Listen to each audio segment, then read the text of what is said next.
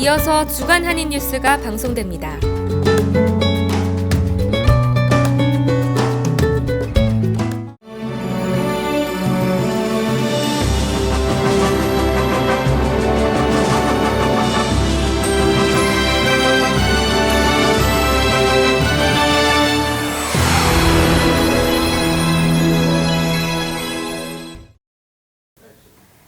안녕하십니까. 주간 한인 뉴스입니다. 첫 소식입니다. 요즘 세계 이곳저곳에서 들려오는 안 좋은 이야기들로 마음이 무거우시죠. 오늘 첫 소식으로는 따뜻한 뉴스 전해드리려고 합니다.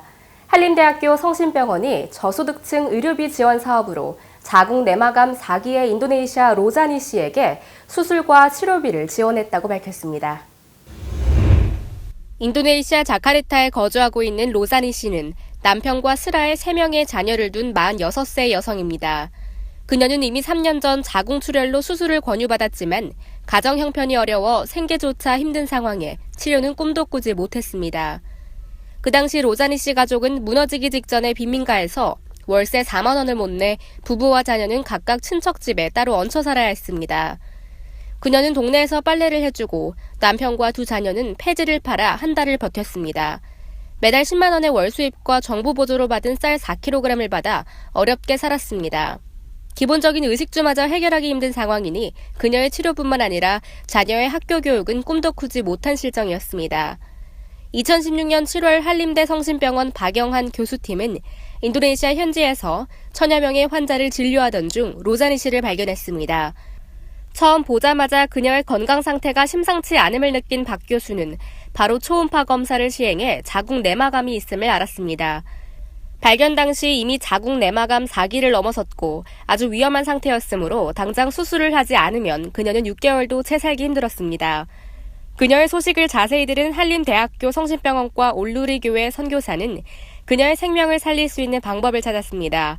결국 로자니 씨 부부는 지난 10월 27일 한국에 입국해 한림대학교 성심병원에 입원했고 위급한 상황이라 다음 날 산부인과 박영한 교수의 집도하에 수술을 실시했습니다. 수술은 다행히 성공적이었습니다. 8시간에 걸친 수술에서 자궁뿐 아니라 질까지 침범한 암덩어리는 모두 제거됐습니다. 그동안 로자니 씨를 가장 괴롭혔던 출혈은 멈췄고 몸의 염증도 점차 사라져 하열 때문에 제대로 먹지 못했던 식사를 할 수 있었습니다. 로자니 씨는 사람들의 정성 어린 보살핌으로 수술 후 회복이 빨라 지난 11월 3일 퇴원했습니다. 로자니 씨는 인도네시아에 돌아가서도 항암 치료를 지속해야 하지만 항암 치료비와 생활비 등을 감당하기에는 어려움이 많아 도움이 절실합니다.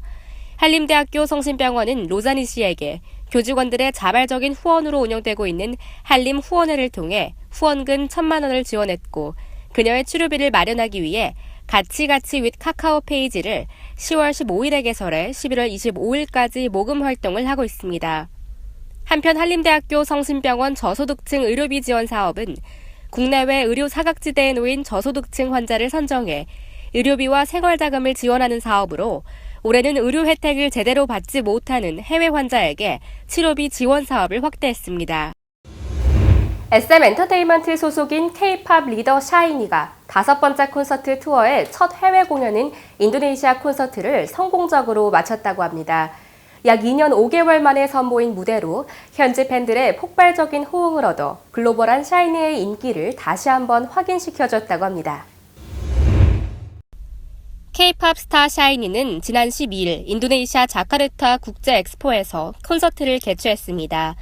이번 공연은 지난 2014년 6월 이후 약 2년 5개월 만에 선보이는 샤이니의 인도네시아 공연이었던 만큼 현지 관객들의 폭발적인 호응을 얻어 글로벌한 샤이니의 인기를 다시 한번 확인시켜줬습니다.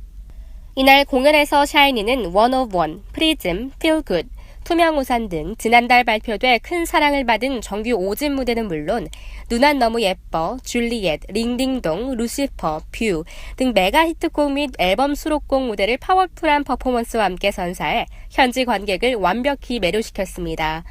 또한 이별의 길, 방백, 재현 등 감성적인 보컬이 돋보인 무대부터 얼라이브, 트리거 등 강렬한 연출이 인상적이었던 무대, 또 위트있게 꾸며진 펀치 드렁크 러브까지 다채로운 무대를 선보여 공연의 재미를 더했습니다. 현지 관객들은 약속을 지켜줘서 고마워요라는 한글 문구가 새겨진 플래카드 이벤트를 펼쳐 사인이의 열정적인 무대에 화답, 샤이니를 감동케 했습니다. 한편 인도네시아 콘서트를 성황리에 마무리한 샤이니는 15일 정규 5집 리패키지 앨범 원앤원 발매를 앞두고 있습니다. 주일이었던 지난 13일 인도네시아 크리스천 교회에 한 이슬람 극단주의자가 폭탄을 던져 2살 여아가 죽고 3명의 아이들이 부상을 입었다고 전해졌습니다. 14일 안타라 통신 등 현지 언론에 따르면 전날인 13일 오전 10시 30분께 동칼리만탄주의 주도 사마린다의 교회 주차장에 화염병이 날아들었습니다. 인도네시아 경찰 당국자는 화염병이 바닥에 떨어져 깨지면서 불길이 퍼져 주차장에서 놀고 있던 2살에서 4살 사이 어린이 4명이 화상을 입었다고 밝혔습니다. 어린이들은 즉각 인근 병원으로 옮겨졌지만 몸의 75%의 화상을 입은 2살 여아는 하루 만인 14일 오전 사망했습니다. 병원 측은 4살 남자 어린이 1명도 몸의 절반 이상이 화상을 입어 중태라고 전했고 나머지 2명은 화상은 덜하지만 열과 연기를 마셔 폐 손상이 심한 것으로 알려졌습니다. 화염병을 던진 32세 남성 피의자는 인근 강으로 뛰어들어 달아나려 했지만 배를 타고 쫓아온 주민들에게 붙잡혀 경찰에 넘겨졌습니다. 경찰청은 그가 2011년 자카르타 인근 땅으랑에서 벌어진 가스관 폭파 테러와 온건파 이슬람 지도자 등에 대한 테러 기도에 연루돼 3년 6개월간 복역한 전력이 있다고 밝혔습니다. 경찰 측은 이번 사건에 연루됐을 가능성이 있는 인물 5명을 추가로 체포해 극단주의 무장단체 이슬람국가 IS와의 연계 여부 등을 조사하고 있다고 밝혔습니다. 지난 8월 말에도 수마트라 섬의 한 성당에서 10대 청년이 가톨릭 신부와 신자들을 노리고 자살 폭탄을 터뜨리려다 미수에 그친 사건이 있었습니다. 세계에서 무슬림 수가 가장 많은 인도네시아는 2002년 발리 테러 이후 국내 극단주의 세력을 꾸준히 단속해왔지만 올해 초 자카르타 시내에서 연쇄폭탄 테러가 벌어져 민간인 4명이 숨지는 등 여전히 크고 작은 테러가 이어지고 있습니다. 최근 여러 시중은행들이 해외로 눈을 돌리고 있는데요. 특히 지리적으로 멀지 않고 수익성이 높은 동남아 시장이 각광을 받으면서 시장을 선점하려는 은행들의 경쟁이 심화되고 있습니다. 이처럼 해외 투자에 대한 관심이 높아지고 있는 가운데 신한금융투자는 베트남, 인도네시아, 중국 시장의 투자 전략과 유망 종목을 주제로 지방순회 세미나를 진행한다고 합니다. 신한금융투자는 베트남, 인도네시아, 중국 시장의 투자 전략과 유망 종목을 주제로 지방순회 세미나를 진행한다고 15일 밝혔습니다. 선강통 실시를 앞두고 해외 투자에 대한 관심이 높아지는 가운데 열리는 이번 세미나는 1부 베트남, 인도네시아 투자 전략 및 전망, 2부 선강통 투자 전략 및 유망 종목의 순서로 진행됩니다. 선강통 베트남, 인도네시아 투자 전략 지방순회 세미나는 오는 22일 부산을 시작으로 23일 대전 충남대학교, 29일 대구 엑스코, 12월 8일 광주 김대중 컨벤션 센터에서 진행될 예정입니다. 세미나 참석자 전원에겐 베트남, 인도네시아 상장 종목 가이드북과 선강통 투자 전략을 제공하고 선착순 50명에게는 중국 주식 1,000만 원이면 10년 후 강남 아파트를 산다 2 서적을 무료로 증정합니다. 참가를 희망하는 투자자는 신한금융투자 홈페이지의 투자정보 자산관리 세미나 신청 메뉴에서 참가 신청이 가능하며 유선으로도 신청이 가능합니다.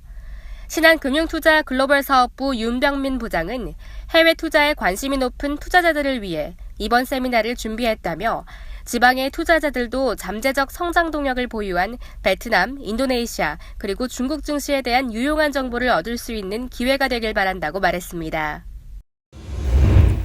마지막 소식입니다. 인도네시아가 소고기 수입 국가를 추가로 확대하기로 결정하면서 인도네시아에 많은 양의 수출을 의존해온 호주의 목축업계가 타격을 입을 것으로 예상되고 있습니다. 로이터 통신의 11일 보도에 따르면 엔가르티아스토 루키타 인도네시아 통상부 장관은 전날 자국 내 소고기 가격을 안정시키기 위해 상대적으로 가격이 저렴한 멕시코, 브라질, 스페인의 생후 수입을 허용할 계획이라고 밝혔습니다.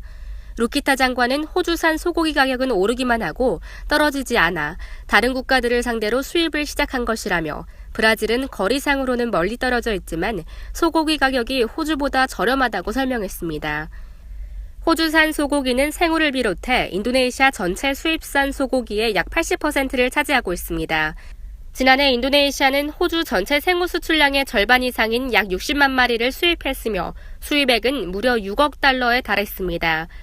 호주 정부가 2011년 인도네시아 도축업체들의 잔인한 도축 행태를 문제 삼아 생우 수출을 6개월간 잠정 중단했을 때 호주의 목축업자 다수는 도산 위기에 몰렸을 만큼 인도네시아는 비중이 큰 시장입니다.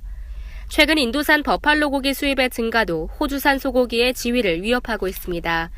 인도네시아 정부는 올해부터 급증하는 중산층의 수요를 충족하기 위해 킬로그램당 9달러인 호주산 소고기보다 반값 이상 저렴한 인도산 냉동 버팔로 고기를 수입하기 시작했습니다.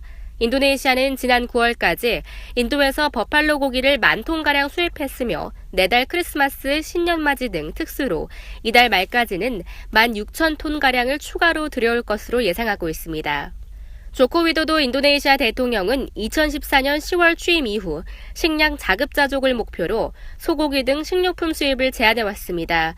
그러나 이로 인해 소고기 품귀 현상과 가격 불안 등의 문제가 발생하자 인도네시아 정부는 자국 내 소고기 가격을 안정시키고 수입국 간 경쟁을 촉진하기 위해 소고기 수입의 문턱을 점진적으로 낮춰왔습니다. 지금까지 주간 한인뉴스의 박예지였습니다. 시청해주신 여러분 대단히 감사합니다.